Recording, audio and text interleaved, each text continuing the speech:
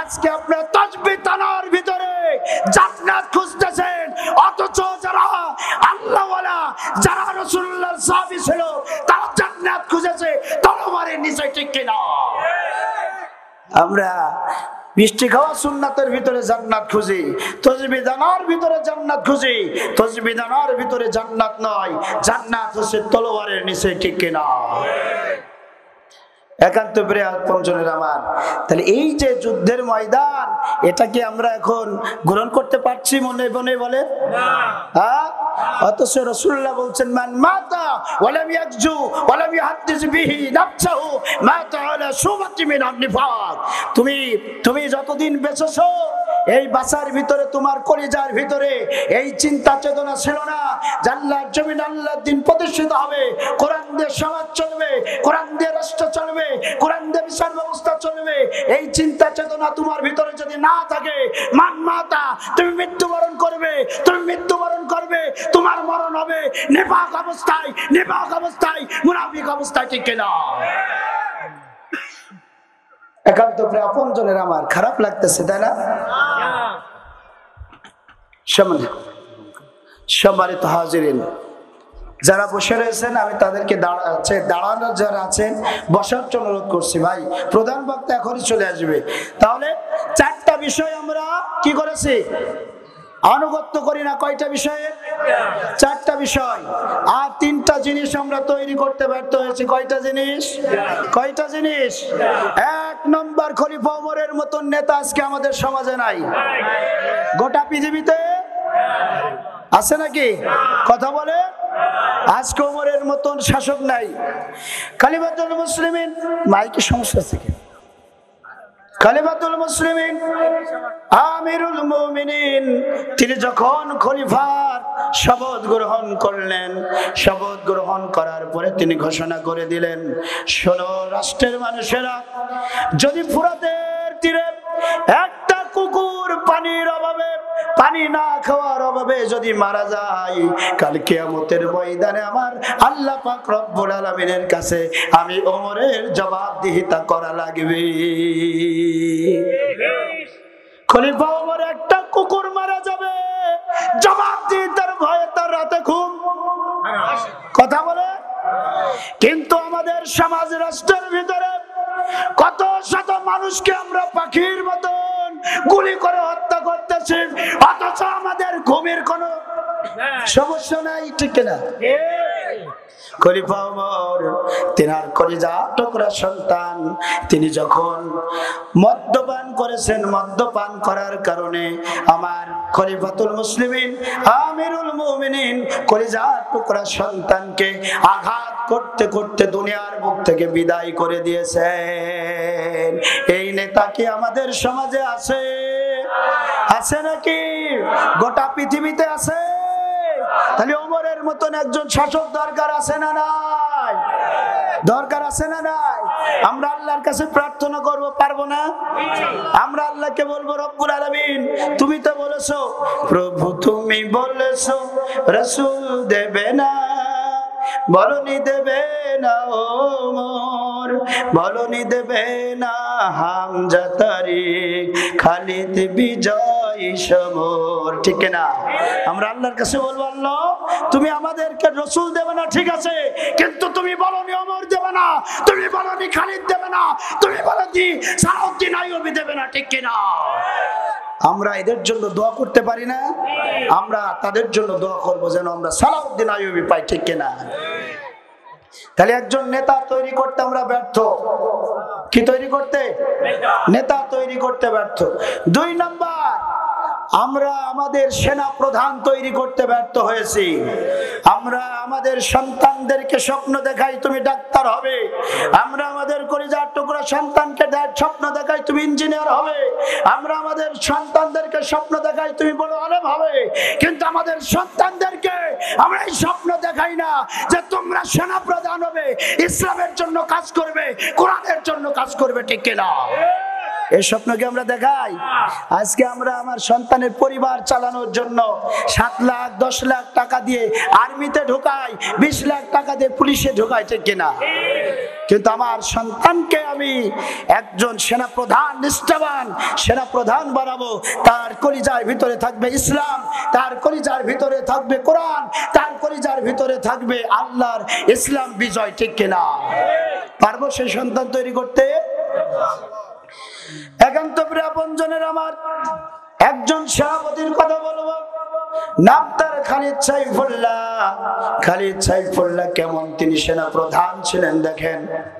Roman সৈন্যদের সঙ্গে যুদ্ধ হবে। রোমান সৈন্য 2,24,000। কত লক্ষ? কত লক্ষ? 2,24,000 হলো রোমান সৈন্য, আর মুসলমানদের সৈন্য হচ্ছে মাত্র 30,000। এই 2 লক্ষ সৈন্যের বিরুদ্ধে মুসলমানরা যুদ্ধ করবে। জিহাদের ময়দানে তারা অবস্থান করেছে রোমানদের জায়গায় রোমান, আর মুসলমানদের জায়গায় মুসলমান। মুসলমানদের সেনাপতি খালিদ সাইফুল্লাহ, আর খ্রিস্টানদের সেনাপতি রোমানদের সেনাপতি বাজার নাম তার। একান্ত প্রিয় আপনজনের আমার দুইজন যখন গোল মিটিং বৈঠক করতেছে, ঠিক এমন মুহূর্তে বাজান ডাক দে বলছে, খালিদ মুসলমানদের সেনাপতি তুমি শোনো, তোমরা গরিব মানুষ, জাতিতে গরিব, তোমাদের খাদ্যের অভাব, তোমাদের টাকার অভাব, তোমাদের বস্ত্রের অভাব। সুতরাং তোমরা যদি এবছর যুদ্ধ পরিচালনা না করে তোমরা যদি ফিরে চলে যাও মদিনায়, তাহলে তোমাদের জন্য এবছরে যত খাদ্যের প্রয়োজন খাদ্য দেব, যত তোমাদের বস্ত্রের প্রয়োজন বস্ত্র দেব, যত তোমাদের অর্থের প্রয়োজন অর্থ দেব, কিন্তু এবছর তোমরা যুদ্ধ না করে চলে যাবে। যখন খালিদ সাইফুল্লাহর সম্মুখে খ্রিস্টানদের সেনাপতি বলেছিল যে গরিব মানুষ, এই গরিব মানুষ বলার কারণে মুসলমানদের সেনাপতি খালিদ সাইফুল্লাহ তার পৌরসত্বে আঘাত লেগেছিল। কোথায়? কোথায়? পৌরসত্বে। আজকে আমরা তো পৌরসত্ব হারিয়ে ফেলে আজকে আমরা হিজড়া হয়ে গেছি। ঠিক কিনা? এই যে আমার ভাই বলে গেলেন যে শরীফ থেকে শরীফা, এই যে আমাদের হিজড়াদের চিত্র দেখানো হচ্ছে, আমরা আজকে পুরুষ নাই, আজকে আমরা হিজড়া হয়ে বসে আছি। ঠিক কিনা? আমাদের বউদের সন্তান কেমন আল্লাহ ভালো জানে। আল্লাহ যদি সন্তান না দিত আমাদের সন্তান হতো, কিন্তু আমরা হলাম মুসলিম, আমরা বিদেশ জাতি, আমাদের অভিভাবক আল্লাহ পাক রব্বুল আলামিন। ঠিক কিনা? সুতরাং তোমাদের সাথে ফয়সালা এই গোল মিটিং বৈঠকে নয়, তোমাদের সাথে ফয়সালা হবে যুদ্ধের ময়দানে অস্ত্র দিয়ে। ঠিক কিনা? আজকে এই সেনাপতি আমাদের অভাব।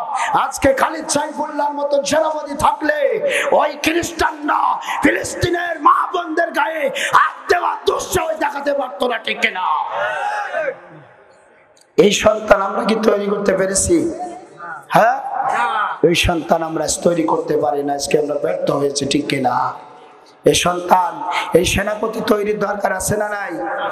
যদি তুমি শান্তি পেতে চাও, গোটা পৃথিবীর মুসলমানরা যদি শান্তি পেতে চায়, খালিদ সাইফুল্লাহর মতন একজন সেনাপতি প্রয়োজন। আমরা আল্লাহর কাছে সেই দোয়া করব, খালিদ সাইফুল্লাহর মতন একজন সেনাপতি আমাদেরকে দিয়ে দাও। ঠিক কিনা? এখন তো আপনজনের আমার, তাহলে 3 নম্বর যে পয়েন্ট, আমরা 3 নম্বর পয়েন্ট হচ্ছে আমরা সাহাবীদের মতন জীবনবাজ সৈন্য তৈরি করতে ব্যর্থ হয়েছি। আমার সাথে কথা বলতে হবে। সাহাবীদের মতন জীবনবাজ সৈন্য তৈরি করতে আমরা ব্যর্থ হয়েছি। কি হয়েছে? কি হয়েছে বলেন? একান্ত প্রিয় আপনজনের আমার, রাসূলুল্লাহ সাল্লাল্লাহু আলাইহি সাল্লাম মুতার প্রান্তরের জন্য 3 জন সাহাবীকে প্রস্তুত করেছিলেন। কয়জন? তার মধ্যে জাফর একজন, আর আব্দুল্লাহ বিন রাওহা একজন। ঠিক কিনা? আর একজন যায়েদ বিন হারেসা। রাসূলুল্লাহ বললেন, যায়েদ তুমি পরিবারের কাছ থেকে বিদায় নিয়ে আসো। যায়েদ বলতেছেন, আমার আব্বা আপনি আর আমার মা এসা, সুতরাং আর কোথাও যাওয়ার প্রয়োজন। জাফর চলে গেল বাড়ির দিকে। বাড়িতে গিয়ে তার বিবির কাছ থেকে বিদায় নিচ্ছেন। বিবিরে, আল্লাহর নবীজি মুতার প্রান্তরের জন্য আমাকে প্রস্তুত থাকতে বলেছেন, আর 2 নম্বরে আমার নামটা ঘোষণা করেছেন। বিবিরে, তুমি আমার জন্য দোয়া করো, জিহাদের ময়দানে যেন আমি শহীদ হয়ে আল্লাহর জান্নাতে যেতে পারি। বিবি তখন ডাকতে বলছে, স্বামী গো, আমি তো আপনাকে ফেরাতে পারবো না, কিন্তু আল্লাহর কাছে আমি প্রার্থনা করি রব্বুল আলামিন, তুমি আমার স্বামীকে তুমি আমার কাছে গাজী হিসেবে জিহাদের ময়দান থেকে ফিরাইয়া দিও। হযরত জাফর বিন আবু তালিব তলোয়ারের উল্টা পিঠ দিয়া বিবির শরীরে আঘাত করে ডাকতে বলেন, বিবি রে, তুমি উল্টা দোয়া করো না, তোমার এই দোয়া আল্লাহ পাক রব্বুল আলামিন কখনোই কবুল করবে না। তার কারণ রাসূলুল্লাহ আমার নামটা 2 নম্বরে ঘোষণা করেছেন, আমার আগেও একজন আছে, পরেও। সুতরাং নির্ঘাত জিহাদের ময়দানে আমি শহীদ হয়ে যাব, তুমি আমার জন্য উল্টা দোয়া করো না। হযরতে জাফর তার বিবির কাছ থেকে বিদায় নিয়ে ঘোড়া দাবড়িয়ে জিহাদের দিকে অগ্রসর হয়েছেন। পেছন দিকে কলিজার টুকরা সন্তানগুলো আব্বা আব্বা বলে চিল্লায় আর কান্নাকাটি করে, বিবি কাটা কবুতরের মতন ছটফট করে।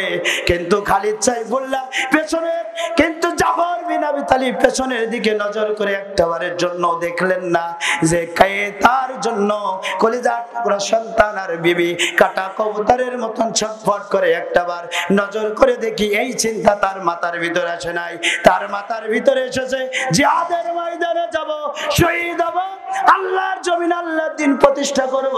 এই চিন্তা নিয়েই তিনি জিহাদের ময়দানে অংশগ্রহণ করেছেন, ঠিক কিনা? এই জাফরের মতন কলিজা আমাদের আছে? কয়জনের আছে? 2 হাত তুলে দেখান তো। জিহাদের ময়দান যদি আসে, যদি কোরআনের জন্য আমাদের জিহাদের ময়দানে অংশগ্রহণ করতে হয়, জিহাদের ময়দানে যদি আমাদের রক্ত দিতে হয়, আমরা দিতে রাজি আছি ইনশাআল্লাহ। আল্লাহ কবুল করুন, সকলে বলুন আমিন। একান্ত প্রিয় আপনজনের আমার, একান্ত প্রিয় আপনজনের আমার, 3 নম্বর সাহাবী ছিলেন হযরত আব্দুল্লাহ বিন রাওহা। তিনি বাড়িতে গেলেন, দেখলেন বাসর ঘরে, নতুন বিয়ে করেছেন, বাসর ঘরে বিবি কোরআন তেলাওয়াত করতেছে। বাইরের থেকে সালাম বিনিময় করলেন, স্ত্রীকে ডাক দিয়ে বলেন, স্ত্রী, সবে মাত্র বিবাহ হয়েছে, তোমার হক আমি আদায় করতে পারি নাই, তুমি আমাকে মাফ করে দিও। আর শুনে রাখো, জিহাদের জন্য আল্লাহ রাসূল আমাকে জিহাদের জন্য সেনাপতির দায়িত্ব দিয়েছেন। সুতরাং যদি জিহাদ থেকে ফিরে আসি তাহলে আলহামদুলিল্লাহ, আর যদি জিহাদ থেকে ফিরে না আসি তাহলে আমার জন্য দোয়া করো। আর তুমি যদি ধৈর্য ধারণ করে থাকতে পারো, জান্নাতের ভিতরে আল্লাহ পাক রব্বুল আলামিন আমাদেরকে একসাথে করে দিবেন, ঠিক কিনা?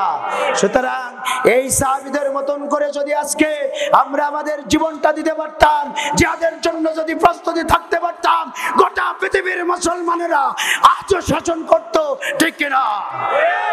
কেউ আমাদের উপরে কথা বলতে, গোটা পৃথিবীর মানুষদেরকে আমরা জানিয়ে দিতে চাই, শোনো মানুষেরা, সেদিন ফোরাতের তীরে ইমাম হুসাইন একা দাঁড়িয়েছিল কারবালার প্রান্তরে। ইয়াজিদের হাজার হাজার সৈন্যের বিরুদ্ধে তিনি একা লড়ে উঠতে পারেন নাই, কিন্তু আজ এই বাংলার পদ্মা, মেঘনা, যমুনা, বহমান নদীর স্রোতের তীরে অসংখ্য ইমাম হুসাইনের উত্তরসূরি দাঁড়িয়ে রয়েছে, ঠিক কিনা? তোমরা ইমাম হুসাইন উত্তরসূরিদের রক্তের উপর দিয়ে যদি তোমরা কোনো আইন চালু করতে চাও, আইন চালু করো, তাতে কোনো আমাদের বাধা নাই, কিন্তু আইন যদি চালু করতে হয় আমাদের রক্তের উপর দিয়ে করতে হবে, ঠিক কিনা? আমাদের রক্তের শরীরে যতক্ষণ থাকবে তোমাদের বেআইনি আমরা কখনোই মেনে নেব না, ঠিক কিনা?